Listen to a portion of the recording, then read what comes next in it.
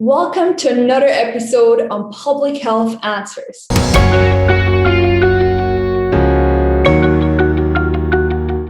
The outbreak of COVID-19 has demonstrated contextualized pandemic responses among different countries, underlining the influence of cultural values. Dr. Ratood describes in a comment in the British Medical Journal how cultural values and beliefs can contribute to the success and failure of global efforts to contain a pandemic virus. Today, we'll talk about local culture and context in times of COVID-19. And I'm therefore very excited to introduce you to Dr. Ricardo Baptista Leite, who is member of the Portuguese Parliament as well as head of public health at the Institute of Health Science at the Catholic University of Portugal. He is also guest lecturer at Nova Medical School and founder and president of Unite, a global parliamentarian network to end infectious disease. So thank you very much, Dr. Baptista Leite, for joining us today. I will start with my first question. What are practical examples on how to advocate for solidarity among the community in times of COVID-19? Well, thank you so much for having me and for the kind introduction. It's a great pleasure. And I do hope that next time we can all be closer together in person. It would mean that we have already overcome the pandemic.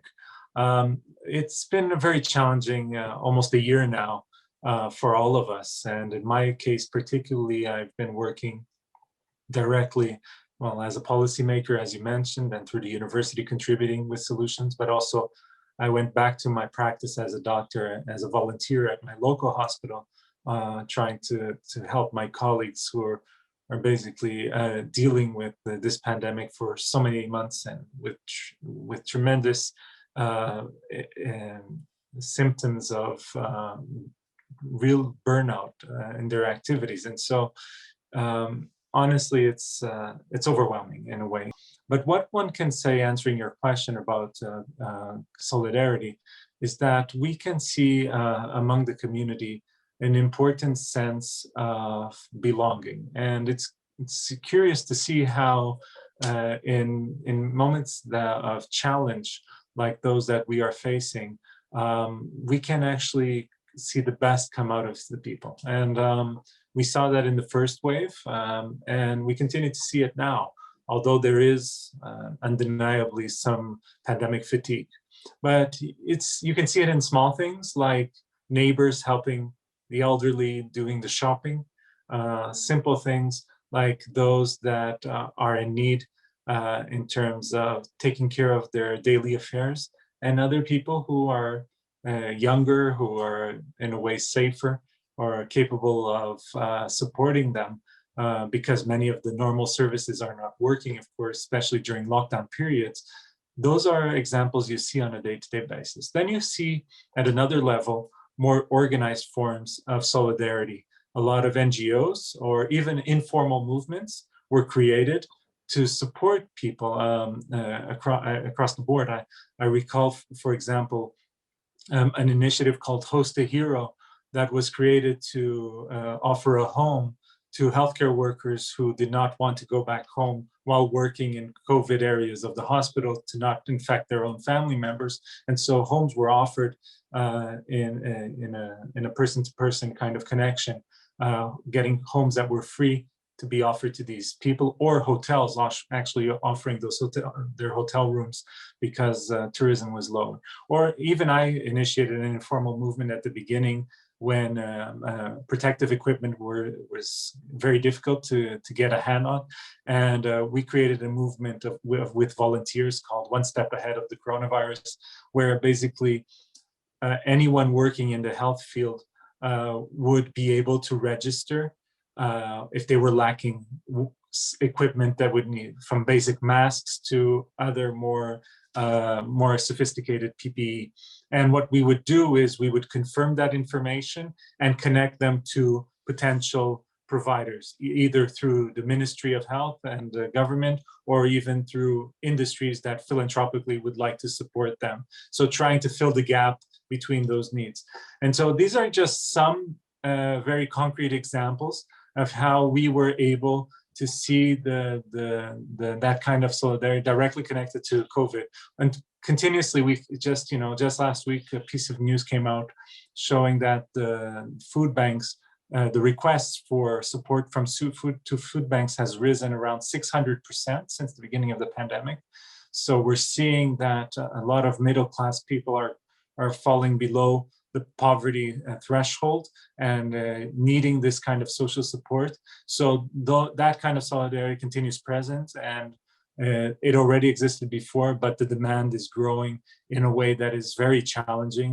Local municipalities are trying to respond. Even the church, through a lot of initiatives, are trying to help the communities.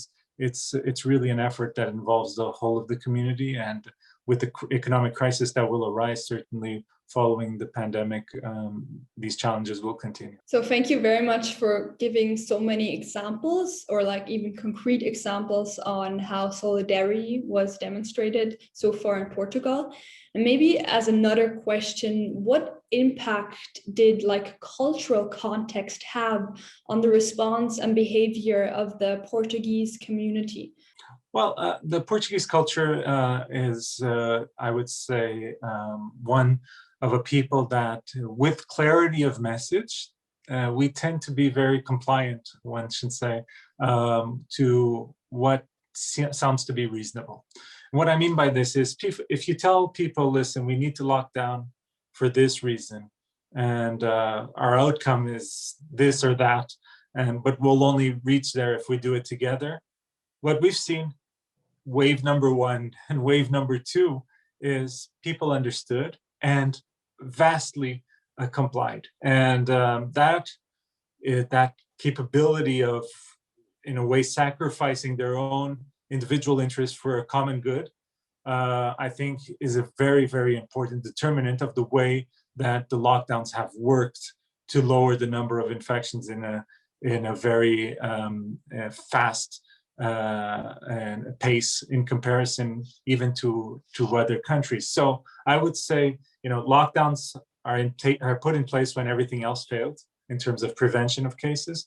But when using the lockdown, when it comes down to the people, you see that the people are the real heroes here, really complying and making sure that we are able to get out of that lockdown as soon as possible. Another cultural aspect that I think is relevant, especially in 2021, is how there is a tremendous trust in the Portuguese culture in terms of vaccination.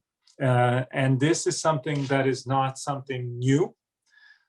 It's out of decades of a lot of work of our National Health Service, investing tremendously in terms of our national vaccination programs.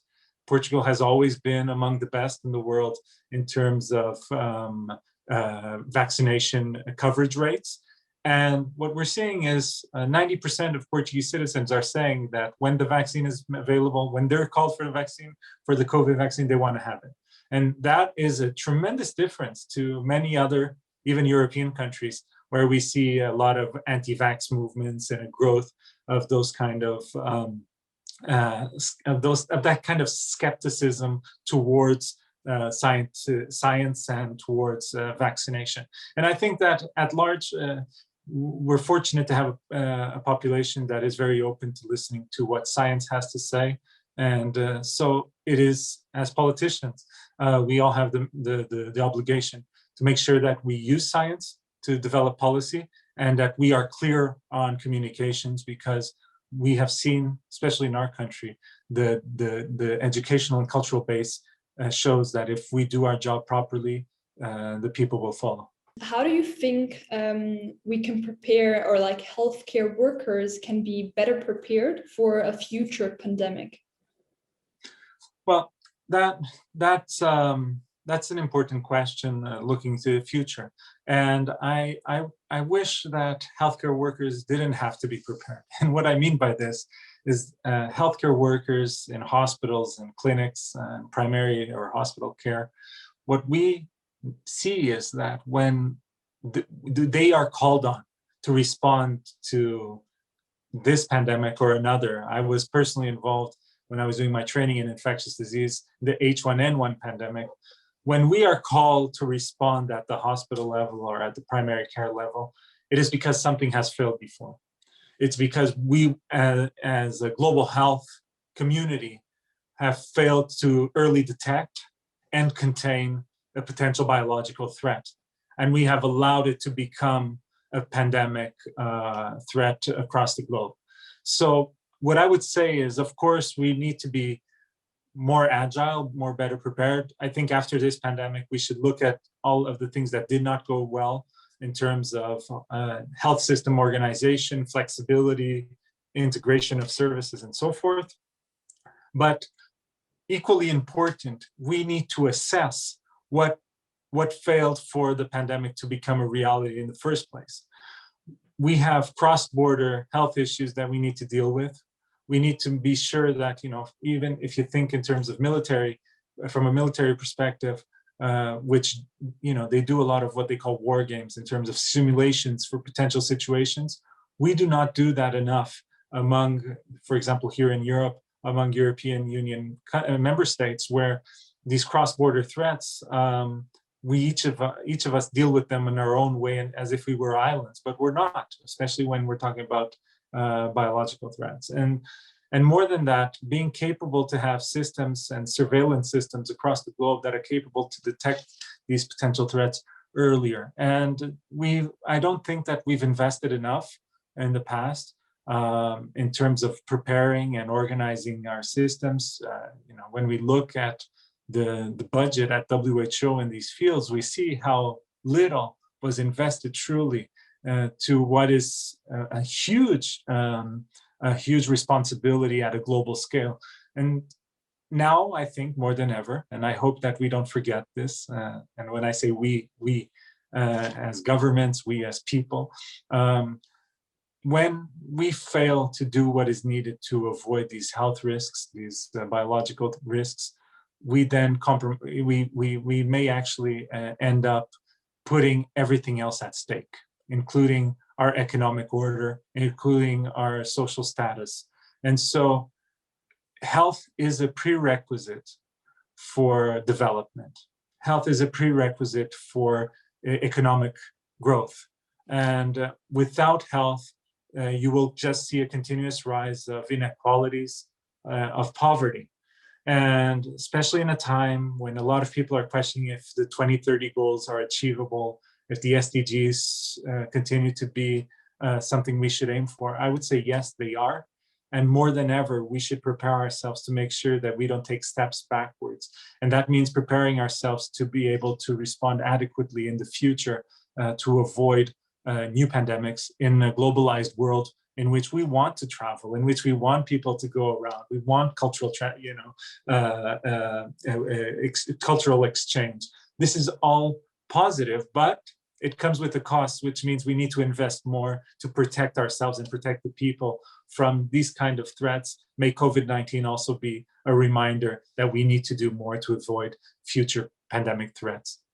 Thank you very, very much for all these key insights, and also highlighting how Portuguese and Portuguese community trusts in science, like vaccination, or how you even name the community as the real hero here, and also to invest more in health system and not seeing it isolated as islands.